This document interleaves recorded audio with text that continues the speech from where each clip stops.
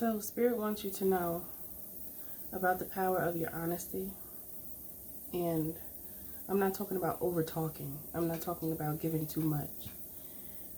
What I'm talking about is honesty about how you truly feel about yourself and the willpower to begin to change your own circumstances based on what you know about yourself.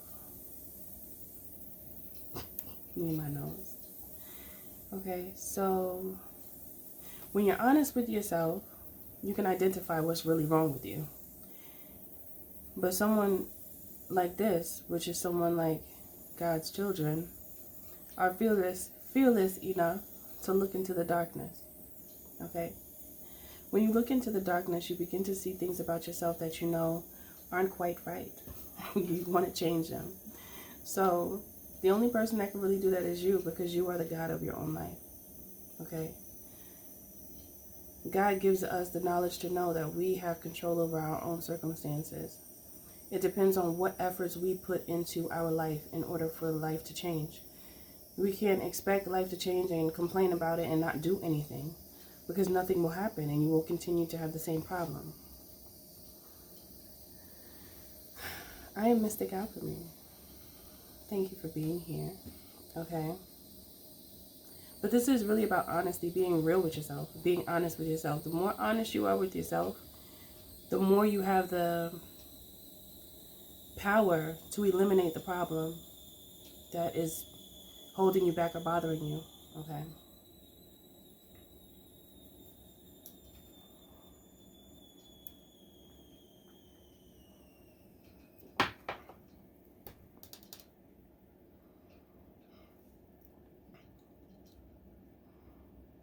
There's so much that many of you are capable of, but you feel like you're not.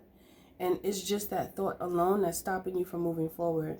So you have to retrain your mind to think in such a way that will continuously inform you of the fact that you are capable and continue to move in that way, in that thought. You derive your actions from that thought, not from I can't, but I can. Okay?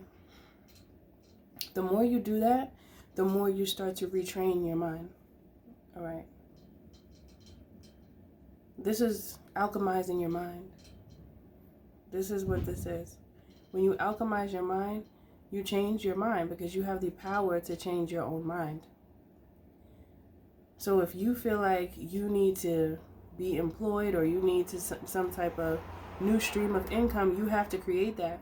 It doesn't just, fall out the sky. You have to do it. You have to put that work in for yourself. If anyone feels like they need help, just know that you have the ability to help yourself. And it really starts with how you think about yourself and what you think about your own capabilities. Like, do you feel like you can or you can't? If you feel like you can't do something, there's a blockage there. That means that you need to educate yourself on what it is that you're interested in doing, because that's the only thing that's keeping you away from what it is that you want to see in your life. I heard time in action.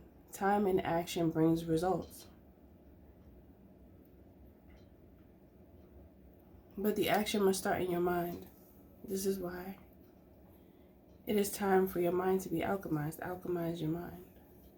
Alchemize your mind. Okay. What is it that you want, first of all? If you know what it is that you need,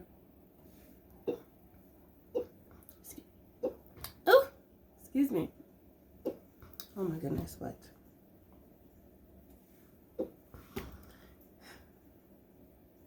I'm trying to talk to you and I'm being attacked by the sneeze. Oh my goodness, what? It is not proper. It is not proper. That's what Spirit said. It is not proper, but I agree. It's not proper for the fourth time to say you need help but not do anything to help yourself.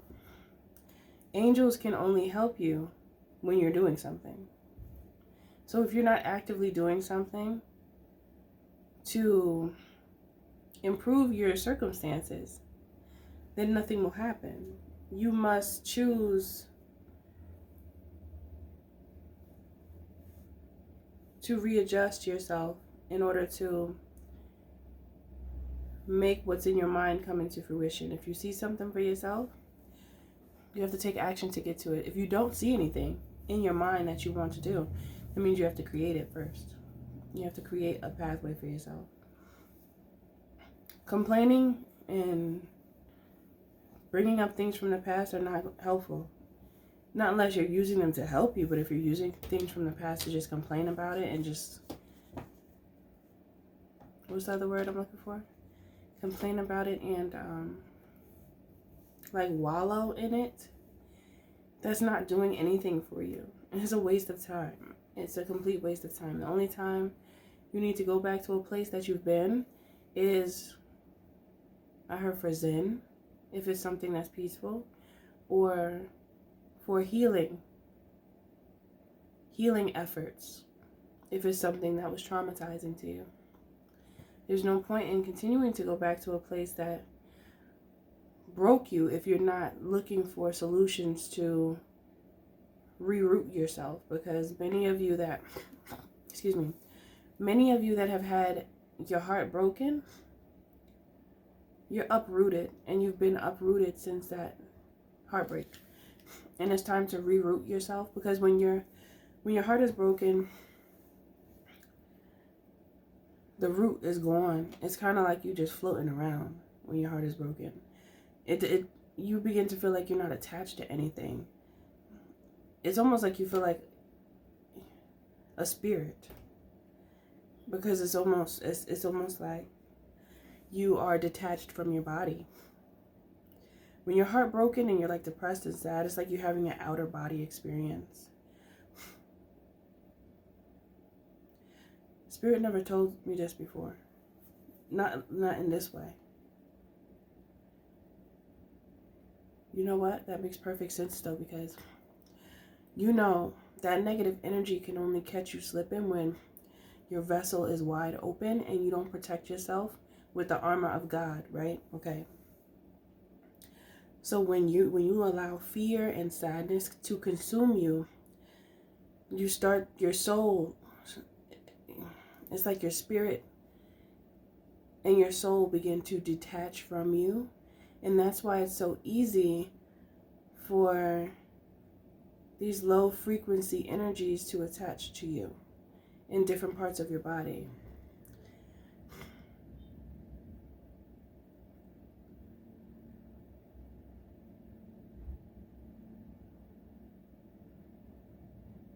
Because it's like your body becomes like free game for a low frequency energy to attach to you.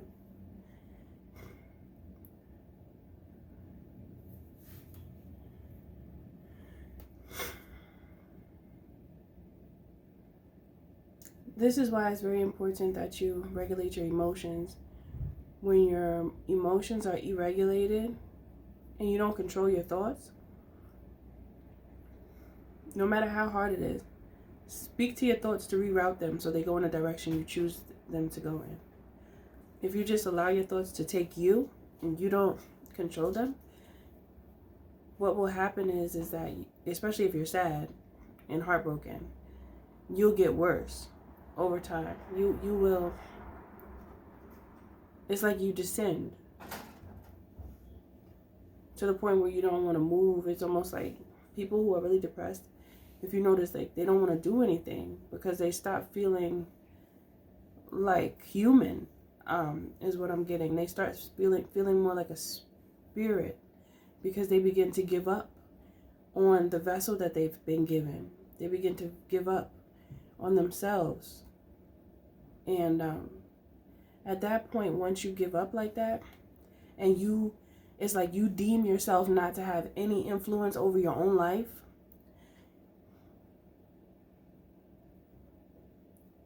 demonic energy loves that, okay? Because you are the perfect solution to their problem. They don't have a body. Those negative energies, negative spirits, don't have a body, so they're like, oh, you're not using it. You're not using it, so let me slide through. And I'm gonna just use you. You the perfect, you strong. Like, your energy is low, but I could manipulate you to do what I want you to do. You see why it's so important for you to force fear out of your life, force depression out of your life. If you don't feel like moving, you don't feel like doing anything, recognize that that's a bad sign. Force yourself to go do it. Because as soon as you start like not using your vessel, you're not moving around, you're not active, you're not using your mind, and then you just sit there in sadness and in fear. People who are sad and in fear, they don't want to move. Think about a time when you felt really sad and depressed. Now, some people do want to move around when they're sad and depressed because it makes them feel better. But I'm talking about the ones that really know what it's like to be sad and depressed. You don't want to do anything. You don't want to move. It's like you become like a vegetable, like you're in a vegetative state. You barely want to think. This is why it's important for you to stay active. Continue to read, research, understand yourself, self-reflection on a continuous basis. Every day, preferably. I mean, I self-reflect a lot, and I'm not saying do what I do because people have their own will. I'm just saying that it's very helpful to me. Meditation, these things are very powerful because they bring you back into you, and they make sure that these practices make you feel comfortable within your own body, and they make you have the strength to combat your circumstances when you might want to give up on yourself. Once you give up on yourself, you could expect traumatic experiences because you're not doing anything to reroute the path that has been formed. Sometimes a path has been formed. Many times a path has been formed for individuals, and it's just a part of the karmic cycle to create a new path for yourself. And that is a part of your soul's mission, to create a new path for oneself. The path that you create is also the pathway to happiness, joy, appreciation, gratitude.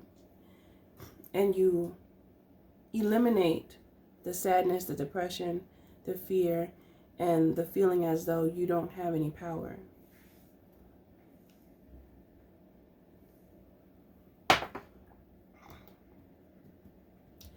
There's many things around you that tell you that you don't have any power, but not many things around you that tell you that you have strength. So it is up to you to find your own strength, because there's too much available to you that tells you that you're not strong. But it's not true. And the more you listen to it and the more you start to speak death over your life, the more you get stuck and stagnant, because you put a spell on yourself and you continue to believe that which is not true. And it stunts your growth. Not just physical, but also spiritual. And when I'm talking about growth, when I say growth physically, I'm talking about like choosing to be healthier, choosing to live your life in a healthy way. Because if you're just like not caring about what you consume, it does affect you in many ways. It affects your mind, it affects how you feel inside. Because many things that are consumed are not good for you. So if you continue to consume things that aren't good for you, it affects you. It affects you in many different ways. Biologically, I could say, because there's been all these additives and chemicals that are being consumed that it's making me think about who cloned Tyrone. And if you've seen that movie, you would understand what I mean. So all of this that I'm saying to you, it leads to the fact that the control is yours. Your world is yours. I just heard, it's mine, it's mine, it's mine. Whose world is this? The world is yours. The world is yours. It's mine, it's mine, it's mine. Whose world is this? Yeah. Y'all know that song? Hold on one second, my people.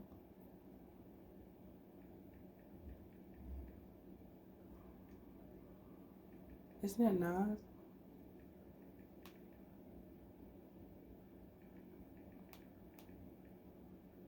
Yeah. Yeah. I haven't heard that song in a while. Now I'm going to listen to it when I'm done with this video. But, listen to that song. It's, Nas, The World Is Yours. You need to know that. That's a whole message. And that's an old song too. But it's still relevant. That's powerful when you make a song that it's relevant no matter the time. I'm trying to see what year this was.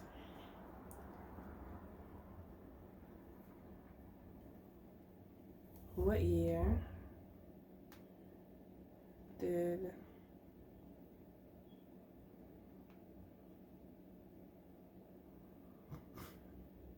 un momento 94? The early 90s. What a different time. Things were different back then. Things were different. I mean, I was a little girl. What grade was I in? I was in first grade in 94. I was in first grade, guys. I was a tiny bop. So many people don't have messengers to tell them things that help them. Many people don't have that. Because they're just not in the, I want to say in the mindset to receive, but that's not really what I want to say. They're just not in the spaces to be in alignment with individuals that can coach them. So anytime you are able to connect with someone that can coach you when it comes to your life, that person is a very high value to you. And I say that because they help you see things that you can't see. And it's like they can help you to prevent yourself from crashing before the crash. It's like going to a driving school. You know that they have driving schools to teach you about safety and about how to drive safely. Life coaches do the same thing. Teach you how to wield your will as safe as possible, but still be yourself with the bold and courageous spirit that you have, regardless of who says what. Okay? It always has to be that. That always has to be there, the regardless of who says what, because if you don't have that mindset, then you won't say anything at all. Okay. You won't say anything at all. So if you feel like you need help, you must know that you must help yourself. You must save yourself. You must be there for you in order for spirit to come through and be there for you. Because if you're not doing anything, there's nothing for spirit to bless. There's nothing for spirit to bless. You must look at all of the abilities that you have from within you, everything that God has given you, all of the gifts that you have. What can you do with them?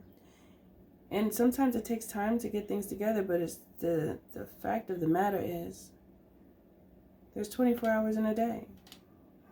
So you just start to do things during that time. And eventually you'll come up with something that is valuable. And then you can And sometimes you don't necessarily need to come up with anything. It's more so allowing the depths of you to show on the outside. Like if you speak about something or you believe in something, you have the ability to create a pathway for yourself just off the strength of what your heart's desire is, what your soul cries about. You have the ability to create a whole lifestyle around that, because that's just how it goes. That's why we have these gifts and abilities, so we can use them. But many times there's individuals that have all of these beautiful gifts, but they don't really take them that serious, or they don't even attempt to use them, because many people are more worried about what others will think as opposed to what God thinks and what God says. What does the Creator say? That's like someone saying that they want to be a master guitarist, and their parents buy them this beautiful guitar, but it just sits there hanging up on the wall and they never take it down to practice. So just because they have the tool and is there and they can see it, the only way that goal that they have in mind can be activated is if they take the action, take the guitar off the wall. I almost said take the damn guitar. Take the guitar off the wall and get to stringing.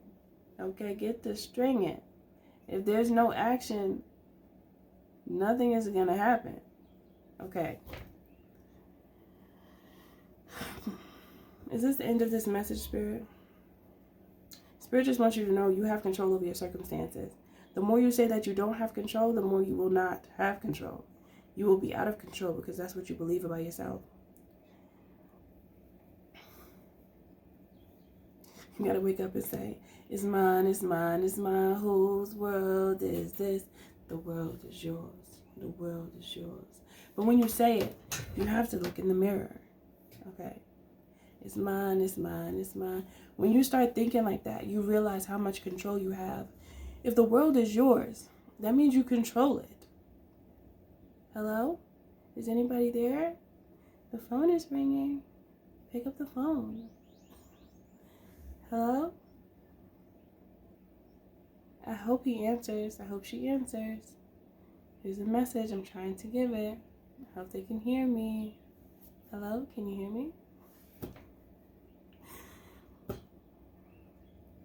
Believe in yourself. Believe in your power. Don't walk around like you don't have any. Because as soon as you start doing that, then you put your fire out. You stop that passion that's inside of you from burning. If you don't know what your passion is, that just means that you haven't been doing enough self-reflecting then. Because there's something in the world that bothers you. Anytime something like, you have like this real deep angst for something, it's because you've been chosen to actually do something about it if you don't like it.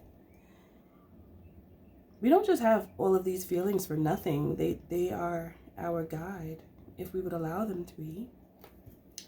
But many times people just choose to complain and create imaginary thoughts that just keep them down longer. Don't be that person. Don't be that person. Do not be that person. Be the person that says, be the person that wakes up in the morning and looks in the mirror and says, it's mine, it's mine, it's mine. Whose world is this? The world is yours. The world is yours. It's mine, it's mine, it's mine. Whose world is this?